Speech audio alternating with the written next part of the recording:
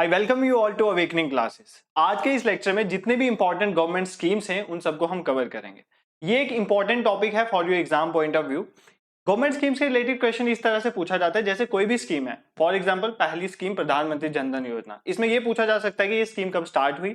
इसमें यह पूछा जा सकता है इस स्कीम का पर्पज क्या है और कुछ इंपॉर्टेंट फीचर्स जो इस स्कीम के हैं उस रिलेटेड क्वेश्चन आपको पूछा जाएगा। तो मेनली तीन चीजों पे आपने फोकस करना है। First one is enforcement of the scheme, second one is purpose of the scheme and third one is basic feature of that scheme. So बिना टाइम वेस्ट करे आज के इस लेक्चर को स्टार्ट करते हैं प्रधानमंत्री जन धन योजना के साथ। प्रधानमंत्री जन धन योजना कब स्टार्ट हुई? 15 अगस्त 2014 को। तो 2014 में जब मोदी गवर्नमेंट पावर में आई थी तो पहली बड़ी स्कीम जो इन्होंने स्टार्ट करी थी दैट इज प्रधानमंत्री जन धन योजना। इस स्कीम का पर्पस क्या है? Financial inclusion of all household या universal access to banking facilities भी कहते हैं। देखो, फाइनेंशियल इंक्लूजन का मतलब होता है कि जो बैंकिंग फैसिलिटीज हैं उनको सब लोगों तक पहुंचाया जाए, कोई भी नहीं रहना चाहिए। मतलब जैसे बैंक्स क्या करते हैं, बैंक ज्यादातर पैसा उन्हीं को देंगे, रिच लोगों को देंगे जहां पर उनको लोन रिकवरी का फायदा होगा, ठीक है, वो उन्हीं को लोन देंगे जहां से उनको प्रॉफिट होगा। तो वो गरीब लोगों को फाइनेंशियल सर्विसेज नहीं पहुंच पा रही थी, इसीलिए इस स्कीम को स्टार्ट किया गया ताकि फाइनेंशियल सर्विसेज जो गरीब लोग हैं, रूरल एरियाज हैं, वहां तक भी पहुंचे। ये मेन पर्पस है ऑफ दिस स्कीम। इसी के थ्रू आपको पता है, इसी स्कीम के थ्रू जनधन अकाउंट्स जो होते हैं, जनधन अकाउंट खुलते हैं जो, उन्हीं में ही पैसा आता है। कोई भी स्कीम, अगर कोई भी जैसे कृषि स्कीम है उसके रिलेटेड अगर पैसा आ रहा है किसानों को तो वही आएगा। कोविड के टाइम में जो फीमेल्स हैं उनको जनधन योजना अकाउंट्स जो थे उनमें पैसा आया था, आपको पता है कोविड के टाइम में। तो ये एक बैंकिंग फैसिलिटीज प्रोवाइड कर रहा है जिसके थ्रू जो लोग हैं वो अकाउंट्स खोलेंगे इनमें, और गवर्नमेंट जो है वो अपना पैसा जो है अगर किसी भी स्कीम के थ्रू डालना चाहे तो इस अकाउंट्स में डाल सकती है, ठीक है। ये मेन पर्पस है इस स्कीम का। अब एग्जाम पॉइंट ऑफ व्यू से इंपॉर्टेंट चीजें हैं वो डिस्कस कवर कर लेते हैं। सबसे पहला feature is basic saving bank deposit account. तो एक अकाउंट इस स्कीम में खोला जाएगा जिस अकाउंट को हम बोलेंगे basic saving bank deposit account. ये बाकी अकाउंट से बहुत अलग है। जैसे हम भी अकाउंट खोलते हैं ना बैंक में, उससे और इस अकाउंट में क्या फर्क है? देखो, सबसे पहले तो एक सेविंग अकाउंट है। सेविंग अकाउंट होने का मतलब यह है कि इसमें इंटरेस्ट भी मिलेगा। अगर आप इसमें पैसा रखोगे तो ये एक सेविंग अकाउंट है तो आपको कुछ ना कुछ इंटरेस्ट भी मिलता रहेगा। अगर ये करंट अकाउंट होता तो इंटरेस्ट नहीं मिलता। पहला इंपॉर्टेंट फीचर। सेकंड, इसका फीचर यह है कि आप इसको जीरो अमाउंट में भी चला सकते हो। मतलब अगर आप के अकाउंट में कोई भी पैसा नहीं पड़ा हुआ तब भी आपका अकाउंट बंद नहीं होगा। यूजुअली ऐसा होता नहीं है, आपको एक स्मॉल लिमिटेड अमाउंट रखना ही पड़ता है, 500,000, बट इसमें ऐसा नहीं है। अगर आपका जीरो अमाउंट भी है तब भी आपका अकाउंट जो है वो बंद नहीं होगा। ये भी इंपॉर्टेंट फीचर है इस जनधन अकाउंट का। Next, RuPay debit card is provided to Pradhan Mantri Jan Dhan योजना अकाउंट होल्डर। तो जिन्होंने भी प्रधानमंत्री जनधन योजना के तहत अकाउंट खोला होगा उनको एक रुपए का डेबिट कार्ड भी दिया जाएगा। अगर उनको ट्रांजैक्शन करनी है तो डेबिट कार्ड के थ्रू वो पैसा निकाल सकते हैं। तो ये भी आपको याद रखना है, ठीक है। Next, accident insurance of rupees. देखो, अगर सपोज करो किसी का जनधन अकाउंट है और उस पर्सन का एक्सीडेंट हो जाता है तो इनिशियली क्या बोला गया था कि उसको 1 लाख रुपए तक का इंश्योरेंस जो है वो प्रोवाइड किया जाएगा। कितना? 1 लाख रुपए का। बट 2018 में क्या किया गया? इस अमाउंट को बढ़ा दिया गया। 28 अगस्त 2018 में क्या किया गया? इस अमाउंट को बढ़ाकर 1 लाख से 2 लाख कर दिया गया, ठीक है। अब एग्जाम में क्वेश्चन ये पूछा जाता है कि कितना एक्सीडेंट इंश्योरेंस दिया जाता है प्रधानमंत्री जनधन योजना में, तो 2 लाख अभी दिया जाता है। एक और क्वेश्चन पूछा जाता है कि क्या इसके लिए आपको प्रीमियम देना पड़ता है? तो नहीं, प्रधानमंत्री जनधन योजना के तहत आपको कोई भी प्रीमियम नहीं देना पड़ता इस इंश्योरेंस फैसिलिटीज को अवेल करने के लिए। प्रीमियम क्या होता है? कोई भी इंश्योरेंस आपको कोई बैंक वाला ऐसे ही थोड़ी देगा। आप पहले कुछ ना कुछ उसको पैसा देते रहोगे, बाद में आपको वो इंश्योरेंस के रूप में मिलेगा, तो उसको बोलते हैं प्रीमियम। बट यहाँ पर आपको कोई भी प्रीमियम पे नहीं करना पड़ता। Next important feature is overdraft facility. Overdraft facility क्या होती है? सपोज करो मेरे अकाउंट में 10,000 रुपया पड़ा हुआ है, ठीक है, और मुझे किसी काम के लिए 12,000 रुपया चाहिए। अगर मेरा बैंक मेरे को 10,000 रुपए मेरे अकाउंट में है बट मेरे को 12,000 रुपए निकालने की फैसिलिटी दे रहा है, बेशक ये पैसा मैंने वापस उसको देना है बट ये मेरे को फैसिलिटी प्रोवाइड कर रहा है, that is known as overdraft facility. मतलब आप अपने अमाउंट से ज्यादा पैसा भी निकाल सकते हो, this is an overdraft facility. तो बैंक कितनी ओवरड्राफ्ट फैसिलिटी प्रोवाइड करता है? 10,000 रुपए भी। मतलब अगर आपका जनधन योजना में एक अकाउंट है तो आप 10,000 रुपए एक्स्ट्रा जो है अमाउंट वो निकाल सकते हो अकॉर्डिंग टू दिस स्कीम। देखो, इसमें क्या है, कुछ क्राइटेरिया हैं। 10,000 रुपया हर एक पर्सन जो है वो ओवरड्राफ्ट नहीं निकाल सकता। बिना कंडीशन के आप 2,000 रुपए तक निकाल सकते हो। उसके बाद कुछ कंडीशंस हैं जो सेटिस्फाई होंगी तभी आप 10,000 रुपए जो है वो निकाल सकते हो, अदरवाइज आप नहीं निकाल सकते हो। ये चीज भी आपको याद रखनी है। अब जनधन अकाउंट खोलने के लिए आपकी मिनिमम एज कितनी होनी चाहिए? 10 साल। अगर आप 10 साल से ऊपर हैं तो आप जनधन अकाउंट जो है वो खोल सकते हैं। ये चीज भी आपको याद रखनी है। अगर इन केस किसी पर्सन जिसका जनधन अकाउंट है उसकी डेथ हो जाती है, उसको कितना बेनिफिट मिलेगा? 30,000 रुपए। ये भी आपको याद रखना है। तो जनधन अकाउंट होल्डर की अगर किसी केस में डेथ हो जाती है तो उसको 30,000 रुपया मिलेगा, ये भी आपको याद रखनी है, ठीक है। और एक और चीज आपको याद रखनी है, अगर आपको ओवरड्राफ्ट चाहिए तो आपकी मिनिमम एज कितनी होनी चाहिए? 18 ईयर्स। और मैक्सिमम एज कितनी होनी चाहिए? 65 ईयर्स। तो अगर आप 18 साल से 65 साल के बीच में हो तो अगर आपको ओवरड्राफ्ट फैसिलिटीज चाहिए तो आप उस फैसिलिटीज को अवेल कर सकते हो। तो ये कुछ इंपॉर्टेंट फीचर्स थे प्रधानमंत्री जनधन योजना के। ये ऑफिशियल साइट से कवर किया, इससे बाहर क्वेश्चन फ्रेम नहीं होगा, इसको बार बार अच्छी तरह से आप रिवाइज कर सकते हो। क्या है इसमें? अनाउंसमेंट हुई 2014 में, फाइनेंशियल इंक्लूजन इसका पर्पस है। बेसिक सेविंग बैंक अकाउंट इसमें खोला जाता है, सेविंग अकाउंट है सो इंटरेस्ट मिलेगा। कोई भी अमाउंट इनिशियली होना जरूरी नहीं है। रुपए डेबिट कार्ड आपको दिया जाएगा। 1 लाख से 2, इनिशियली 1 लाख था, अब 2 लाख तक का इंश्योरेंस फैसिलिटी मिलेगा। ओवरड्राफ्ट आप 10,000 तक ले सकते हो। अगर बिना किसी कंडीशन के 2,000 आपको मिल जाएगा। उसके बाद आपकी परफॉर्मेंस के अकॉर्डिंग आपको 10,000 तक का ओवरड्राफ्ट फैसिलिटी मिल सकती है। 10 साल उम्र आपकी होनी चाहिए तो आप जनधन अकाउंट खोल सकते हैं। बेनिफिट, अगर इन केस ऑफ डेथ आपको 30,000 का बेनिफिट मिलेगा। और 18 साल से 65 साल के बीच में आपकी एज होगी तो आपको ओवरड्राफ्ट की फैसिलिटीज अवेल हो सकती है according to this scheme. I hope ये स्कीम आपको कवर होगी।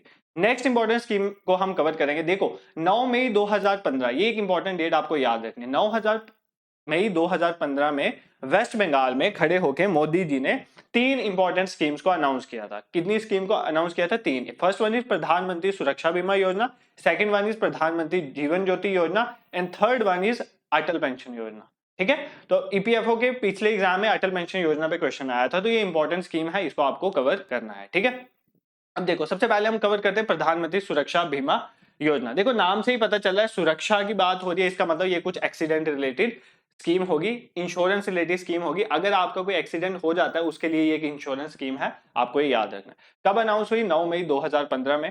और कितने ईयर से कितने ईयर तक के लोग इसमें अप्लाई कर सकते हैं? 18 साल से 70 ईयर्स के बीच में लोग जो हैं वो प्रधानमंत्री सुरक्षा बीमा योजना के लिए अप्लाई कर सकते हैं।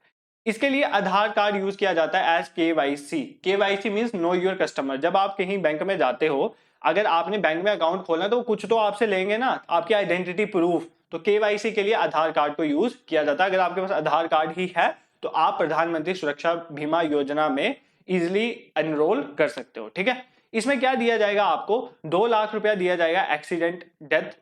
अगर किसी के एक्सीडेंट की वजह से डेथ हो जाती है तो उसको 2 लाख रुपया दिया जाएगा। और अगर एक्सीडेंट की वजह से फुल डिसेबिलिटी आ जाती है तब भी उसको 2 लाख रुपए का इंश्योरेंस दिया जाएगा। And 1 lakh for partial disability. अगर पार्शियली डिसेबल है, मतलब फुली डिसेबल नहीं है, उस केस में आपको 1 लाख तक का इंश्योरेंस कवर जो दिया जाएगा। अब आपको ये इंश्योरेंस मिल रहा है, इसका मतलब आपको कुछ ना कुछ प्रीमियम देना पड़ेगा ना, आप कुछ ना कुछ पे करोगे तो अकॉर्डिंगली आपको इंश्योरेंस मिलेगा। तो इस केस में प्रीमियम क्या है? मात्र 20 रुपए पर एनम। एक साल में आपने सिर्फ 20 रुपए देने हैं। देखो कितना स्मॉल अमाउंट है, आप इतना दोगे। अगर इन केस कुछ एक्सीडेंट होता, अनहोनी होती है ड्यू टू एक्सीडेंट, देखो ये सिर्फ एक्सीडेंट को कवर कर रहा है, ये चीज आपको याद रखनी है कि नेचुरल काज नहीं है डेथ का। अगर एक्सीडेंट के थ्रू है तो 2 लाख रुपए का इंश्योरेंस आपको मिलेगा और फुल डिसेबिलिटी के भी मिलेगा। और अगर पार्शियल डिसेबिलिटी है तो 1 लाख, ये चीज आपको याद रखनी है। ठीक है, और ये ना ऑटो कट सिस्टम में चलता है। देखो आपको ना कहीं जाकर बैंक में पैसे नहीं देने, आपके अकाउंट से लिंक होगा और आपके अकाउंट से 31 मई से पहले पहले पैसे कट जाएंगे, क्योंकि ये चलता है 1 जून से 31 मई के बीच में। 1 जून से 31 मई के बीच में क्या होगा? पैसे बीच में कट जाएंगे आपके अकाउंट से ऑटोमेटिकली। 20 रुपए हर साल के कट। देखो अब 20 रुपए डिपॉजिट कराने के लिए तो बैंक में कोई जाएगा नहीं, तो इसीलिए ऑटो कट सिस्टम यहाँ पर है। आपके अमाउंट से, आपके अकाउंट से सीधा अमाउंट जो है वो कट हो जाएगा। ठीक है, और इसको रेगुलेट करने का कौन काम करता है? General insurance company. जो हमारी इंश्योरेंस कंपनी है वही रेगुलेट करती है प्रधानमंत्री सुरक्षा बीमा योजना को। तो ये कुछ इंपॉर्टेंट फैक्ट्स थे सुरक्षा बीमा योजना के रिलेटेड। आई होप ये सभी आपको समझ आए होंगे। नेक्स्ट इंपॉर्टेंट स्कीम पे मूव करते हैं, प्रधानमंत्री जीवन ज्योति बीमा योजना। तो इसका नाम क्या है? प्रधानमंत्री JJBY जीवन ज्योति बीमा योजना। अब इस स्कीम में क्या है? सबसे पहली बात, लॉन्च तो ये 9 मई 2015 को ही हुई थी। इसमें एज क्या? उसमें एज 18 से 70 ईयर्स थी। यहाँ पर 18 से 50 साल के बीच का कोई भी नागरिक है तो वो इसमें अप्लाई कर सकता है। आधार यहाँ पर भी प्राइमरी KYC के तौर पर यूज होगा। यहाँ पर लाइफ कवर जो है, मतलब एज अ लाइफ इंश्योरेंस कितना दिया जाएगा? 2 लाख। ठीक है, और यहाँ पर एक चीज आपको याद रखनी है, ये जो है यहाँ पर सिर्फ एक्सीडेंटल डेथ की बात नहीं हुई है, तो मतलब ये नेचुरल डेथ पे भी अप्लाई होता है। तो जीवन ज्योति बीमा योजना में आपको 2 लाख तक का लाइफ कवर मिलेगा और यहाँ पर प्रीमियम ज्यादा है। कितना प्रीमियम है? 436 पर एनम। देखो यहाँ पर all types of death included है, इसीलिए प्रीमियम भी ज्यादा है। तो 436 रुपए पर साल आपको देना है और जब भी आपका कुछ डेथ होती है उस केस में आपको 2 लाख रुपए जो है वो पैसा दिया जाएगा एज एन इंश्योरेंस। ये चीज आपको याद रखनी है, ठीक है, फॉर योर एग्जाम। तो इसको भी रेगुलेट कौन करता है? एलआईसी इसको रेगुलेट करती है। लाइफ इंश्योरेंस कॉर्पोरेशन जो है वो जीवन ज्योति बीमा को योजना को जो है वो उस पे काम करती है। ये चीज आपको याद रखनी है। नेक्स्ट इंपॉर्टेंट स्कीम पे मूव करते हैं, प्रधानमंत्री मुद्रा योजना। तो हमारी कौन सी नेक्स्ट स्कीम है? प्रधानमंत्री मुद्रा योजना। देखो सबसे पहली बात, प्रधानमंत्री मुद्रा योजना कब लॉन्च हुई? 8 अप्रैल 2015 में। एक तो डेट आपको याद होनी चाहिए, 8 अप्रैल 2015 में ये लॉन्च हुई। ये डिपार्टमेंट ऑफ फाइनेंशियल सर्विसेज के अंदर आती है। डिपार्टमेंट ऑफ फाइनेंशियल सर्विसेज क्या है? देखो हमारा जो फाइनेंस डिपार्टमेंट है उसके अंदर बहुत से डिपार्टमेंट्स हैं, ठीक है, उसमें एक डिपार्टमेंट है डिपार्टमेंट ऑफ फाइनेंशियल सर्विसेज। उसके थ्रू जो है इस योजना को चलाया जाता है, दैट इज नोन एज प्रधानमंत्री मुद्रा योजना। अब मुद्रा होता है मनी, मनी रिलेटेड योजना है। मतलब इसमें क्या किया जाता है कि लोन प्रोवाइड किया जाता है, ठीक है, 10 लाख तक का लोन प्रोवाइड किया जाता है। किस किस को? Non corporate, non farm, small और माइक्रो इंटरप्राइज। देखो छोटी छोटी जो कॉर्पोरेट नहीं है, बड़े बड़े छोटी छोटी अगर कोई फर्म है, छोटी छोटी अगर हमारे पास कोई स्मॉल माइक्रो इंडस्ट्री इंटरप्राइजेस हैं, उनको 10 लाख तक का लोन प्रोवाइड किया जाता है ताकि वो इंटरप्राइजेस को स्टार्ट कर सके, उनको एक्सटेंड कर सके। तो बेसिकली उनके लिए ये योजना है, दैट इज मुद्रा योजना। मुद्रा योजना की फुल फॉर्म क्या होती है? मुद्रा की फुल फॉर्म होती है micro unit development and refinance agency. तो क्या है? Micro unit development and refinance agency. ये भी आपको याद रखना है। देखो यहां पर क्या है, डिफरेंट तरह के मुद्रा लोन्स दिए जाते हैं, अप टू 10 लाख तक है। मतलब मैक्सिमम लोन आपको कितना दिया जाएगा? 10 लाख तक। देखो इसमें हम 3 पार्ट में इसको डिवाइड करते हैं मुद्रा लोन्स को, ये आपको याद रखना है। सबसे पहले एक तो आ गया शिशु। शिशु किसको बोलते हैं? बच्चे को। मतलब इसमें सबसे कम क्वांटिटी का आपको लोन दिया जाएगा। जब इस स्कीम के अंदर, प्रधानमंत्री मुद्रा योजना के अंदर, आपको 50,000 रुपए तक का लोन दिया जाता है। कितने तक का लोन दिया जाता है? 50,000 रुपए तक। तो उसको हम बोलते हैं शिशु लोन। तो मुद्रा लोन के अंदर शिशु लोन क्या होता है? अप टू 50,000 तक का लोन आपको दिया जाएगा। नेक्स्ट इज किशोर। किशोर अवस्था मतलब शिशु से ऊपर। किशोर अवस्था में आपको किशोर लोन में क्या दिया जाएगा? 50,001 रुपए से लेकर 50,001 रुपए से लेकर आपको 5 लाख तक का लोन दिया जाएगा। किसमें? किशोर में, ठीक है। ये मुद्रा लोन्स के अंदर ही सब कैटेगरीज हैं। शिशु लोन मतलब आपको 50,000 तक का लोन दिया जा रहा है। किशोर मतलब 50,001 रुपए से लेकर 5 लाख का अगर आप लोन ले रहे हो तो उसको हम किशोर लोन कहेंगे। And next is Tarun loan. Tarun loan में आपको कितना लोन प्रोवाइड किया जाएगा? 5,01 रुपए से आपको 10 लाख तक का लोन। और यही तो स्कीम का नाम था कि 10 लाख तक का लोन दिया जाता है। 3 पार्ट्स में दिया जा सकता है। शिशु लोन भी आप ले सकते हो, किशोर भी और तरुण भी, अकॉर्डिंग टू योर नीड्स। तो ये कौन सी स्कीम है? प्रधानमंत्री मुद्रा योजना। स्कीम का पर्पस क्या है? लोन प्रोवाइड करना non corporate, non farm, small और माइक्रो इंटरप्राइजेस में, ठीक है। अब अगर हम बात करें बिगेस्ट बेनिफिशियरी कौन है मुद्रा लोन का, देखो कौन सी स्टेट को सबसे ज्यादा मुद्रा लोन के थ्रू पैसा एलोकेट हुआ है, तो वो कौन सी स्टेट है? वेस्ट बंगाल। तो ये आपको याद रखना है, कौन सी स्टेट है? वेस्ट बंगाल। अगर हम बात करें कौन से बैंक ने सबसे ज्यादा मुद्रा लोन प्रोवाइड करा है फाइनेंशियल ईयर 2022 में, तो कौन सा बैंक है? इंडस लैंड बैंक, ठीक है। आप सोच रहे होंगे एसबीआई, पीएनबी वगैरह आएगा, बट इंडस लैंड बैंक एक ऐसा बैंक है जिसने मुद्रा लोन के तहत सबसे ज्यादा जो पैसा है वो प्रोवाइड किया है लोगों को। ये चीज आपको याद रखनी है फॉर योर एग्जाम, ठीक है। अगर हम बात करें इस जो स्कीम है मुद्रा लोन, इसको जो चलाने का काम करता है वो करता है सिडबी। इसमें जितना पैसा है वो सिडबी के थ्रू एलोकेट किया जाता है। SIDBI is what? Small industries development bank of India. तो इसके थ्रू ही पैसा जो है इस प्रधानमंत्री मुद्रा योजना के तहत लोगों को डिस्ट्रीब्यूट किया जाता है। आई होप प्रधानमंत्री मुद्रा योजना आपको समझ आया होगा। नेक्स्ट इंपॉर्टेंट स्कीम पे मूव करते हैं, दैट इज अटल पेंशन योजना। तो अटल पेंशन योजना नाम से ही पता चलता है, अटल स्टैंड फॉर अटल बिहारी वाजपेयी जी के नाम पे है ये। पेंशन मतलब ये एक पेंशन स्कीम है। इसका मतलब एक लिमिट के बाद जब आप बुजुर्ग हो जाओगे उसमें आपको एक क्या मिलेगी? पेंशन मिलेगी। यही स्कीम का नाम है अटल पेंशन योजना। कब स्टार्ट हुई? 9 मई 2015 में। 3 इंपॉर्टेंट स्कीम्स वहां पर स्टार्ट हुई, अटल पेंशन योजना, सुरक्षा बीमा योजना और जीवन ज्योति बीमा योजना। 9 मई 2015 एग्जैक्ट डेट आपको याद होनी चाहिए। कितने एज ग्रुप के लोग जो हैं इसमें अप्लाई कर सकते हैं अटल पेंशन योजना में? 18 से 40 साल। देखो अगर आपकी एज 18 साल से 40 साल के बीच में है तो आप अटल पेंशन योजना को ज्वाइन कर सकते हैं, ठीक है। अब इसमें क्या होगा, आपको मंथली पेंशन मिलेगी 60 साल के बाद। जब आपकी एज 60 साल हो जाएगी तो आपको हर महीने में पेंशन मिलेगी। कितनी? 1,000 भी मिल सकती है, 2,000, 3,000, 4,000, 5,000। तो अब आप सोचोगे कि ये क्यों, किसी को 1,000, किसी को 2,000, 3,000 क्यों? इसका रीजन ये है कि ये आपको पेंशन इस तरह से मिलेगी, आप कितने अमाउंट का ले रहे हो। देखो आपको ना हर यहाँ पर चार्ज करना पड़ेगा, पहले आपको पैसे देने पड़ेंगे, आपके अकाउंट से हर साल कुछ पैसे कटेंगे और वही बाद में जाकर आपकी मंथली पेंशन बनेगी। 1,000, 2,000 जितना आपका अमाउंट आज कटेगा वही मंथली पेंशन आपको 60 साल के बाद मिलेगी। अकॉर्डिंगली जो आप प्लान ले रहे हो उसके अकॉर्डिंग आपको पेंशन मिलेगी आफ्टर 60 ईयर्स। तो एक तरह की ये पेंशन स्कीम है जिसमें डिफरेंट तरह की पेंशन लोगों को मिल सकती है अकॉर्डिंगली कि आप प्लान कौन सा ले रहे हो। इसमें आपको मेन यही याद रखना है कि 18 साल से 40 साल के बीच के लोग इसमें अप्लाई कर सकते हैं और मंथली पेंशन डिफरेंट रेंजेस में मिलती है after the age of 60 years. ये चीजें आपको याद रखनी है फॉर योर एग्जाम। तो आज की एक लास्ट स्कीम है जो हम कवर करेंगे, बाकी हम आने वाले लेक्चर्स में और भी बहुत सी स्कीम्स लगाएंगे। देखो इसमें 3-4 पार्ट्स आएंगे, बहुत सारी स्कीम्स हैं, आपको पता है ये पूरे साल की इंपॉर्टेंट स्कीम जो न्यूज में रहती है उन सबको हम कवर करेंगे अपने आने वाले लेक्चर्स में भी। Next important scheme is stand up India. ये एक बहुत इंपॉर्टेंट स्कीम है। देखो ये किसके लिए है? मार्जिनलाइज सेक्शन के लिए। मार्जिनलाइज सेक्शन मतलब SC ST या वुमेन के लिए भी, ठीक है, जो मार्जिनलाइज सेक्शन हमारी मानी जाती है, तो उनके लिए एक स्कीम स्टार्ट करी थी, that is known as stand up India scheme. ये कब स्टार्ट हुई थी? अप्रैल 2016 में। इसमें क्या किया जाता है कि फाइनेंसिंग की जाती है SC ST और वुमेन एंटरप्रेन्योर्स की। तो अगर एंटरप्रेन्योर्स क्या होते हैं, जब आप कोई रिस्क उठा के कोई बिजनेस स्टार्ट करना चाहते हो, that person is known as an entrepreneur, चाहे वो SC है, ST है, वुमेन एंटरप्रेन्योर है। अगर वो कुछ लोन लेना चाहता है फॉर स्टार्टिंग हिज और हर बिजनेस, उसके लिए स्कीम जो है इंडिया में लॉन्च हुई है, that is stand up India scheme. इसमें आपको कितना लोन मिलेगा? 10 लाख से लेकर 1 करोड़ रुपए के बीच में आप लोन ले सकते हो, अपनी चॉइस का जितना आपको लेना है। देखो यहाँ पर क्या है, यहाँ पर हर एक बैंक के लिए मैंडेटरी है, जितने भी हमारे पास कमर्शियल बैंक हैं उन सब के लिए मैंडेटरी है, उन्होंने 2 पर्सन को लोन जरूर देना है। एक SC ST में से किसी को लोन देना है आपने, और दूसरा वुमेन, कोई एक वुमेन और कोई एक SC ST पर्सन जो है उसको 10 लाख से 1 करोड़ के बीच में आपने लोन देना ही देना है under stand up India scheme. ये चीज आपको याद रखनी है for your exam. It is mandatory for all the banks in India to give loan to SC ST and 1 women, मतलब 1 SC ST borrower and 1 women. कितना? 10 लाख से 1 करोड़ के बीच में जितना चॉइस का लोन है आपको उसको देना ही पड़ेगा, ठीक है।